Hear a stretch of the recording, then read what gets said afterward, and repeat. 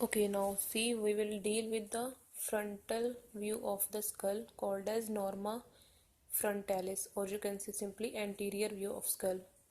On viewing from the frontal part, we can see basically mainly the facial skeleton and the mandible, and we can see that when viewed from the front, the skull is normally ovoid in shape and is wider above than below. Okay, now starting from above, the upper part is formed mainly by the frontal bone. Okay, and here you can see this is the orbital plate of the frontal bone. Okay, and even above that there is, you can say, there is a rounded superciliary arches. These are the superciliary arches which are joined together here at a median elevation called as glabella. What is this glabella? Basically this is glabella.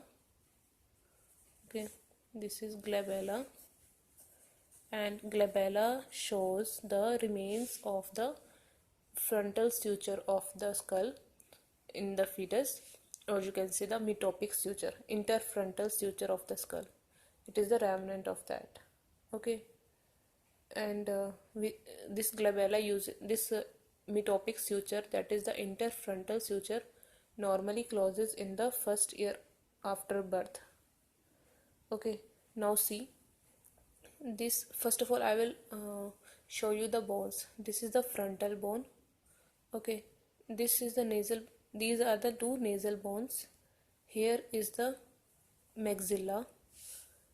These are the cheekbones called as the zygomatic bones. Behind that there is temporal bones, and here are the parietal bones behind the frontal bone. This is the mandible.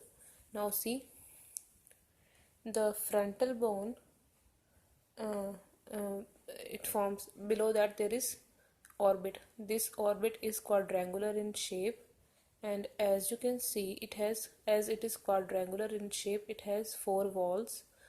Okay, so its upper wall is formed mainly by the, so this orbital surface of, or simply orbital plate of uh, sorry before going into the, before going into the inside of orbit, first of all we can see it has four margins when we view it from the front. See, the upper margin or the superior margin, or simply supraorbital margin, it is formed mainly by the orbital surface of the frontal bone. And here you can see at the junction of lateral 2/3 and medial 1/3 there is a notch or the foramina called as the supraorbital notch or the supraorbital foramen, through which supraorbital nerve and vessels pass. Okay, so the roof of orbit is formed mainly by the orbital plate of frontal bone and other bones also. Anyways, this you can see, this is the, this green, this is the lesser wing of sphenoid, and this big one is the greater wing of sphenoid. Okay, anyways, now see, the superior margin of, or supraorbital margin, is formed mainly by the frontal bone. Okay, the lateral margin is formed by the zygomatic process of frontal bone and the frontal process of zygomatic bone, which are joined together by the frontozygomatic suture. And here you can see, between the frontal bone and the nasal bone, yeah, between the frontal bone and the nasal bone there is frontonasal suture, and between the two nasal bones there is internasal suture. Now the point or the depression where the frontonasal uh, suture and the internasal suture they intersect, this depression is called as the nasion, Nasion, nasion. Okay, and the medial margin of the orbit is formed mainly by the this medial margin is formed mainly by the frontal bone above and the maxillary bone below, and the suture is frontomaxillary suture. Okay, similarly the inferior margin is formed laterally by the zygomatic bone.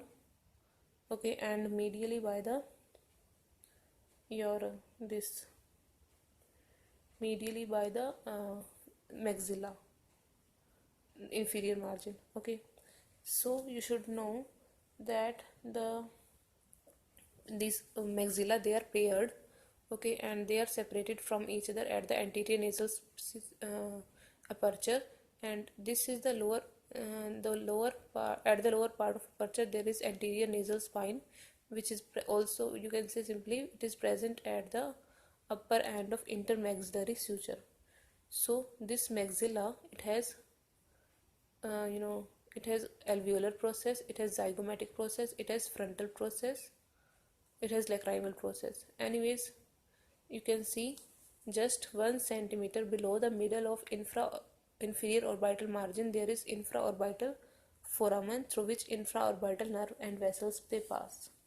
Okay, so you can say the maxilla forms the floor, the medial wall of the orbit, floor and medial wall of orbital cavity, the lateral wall of nose. Okay, and apart from this it forms the floor of the nasal aperture. Okay, and the bones of the cheek. Okay, this all is formed by the maxilla. Okay, and here is the zygomatic bone. This is its frontal process, this is the temporal process of zygomatic bone. Okay,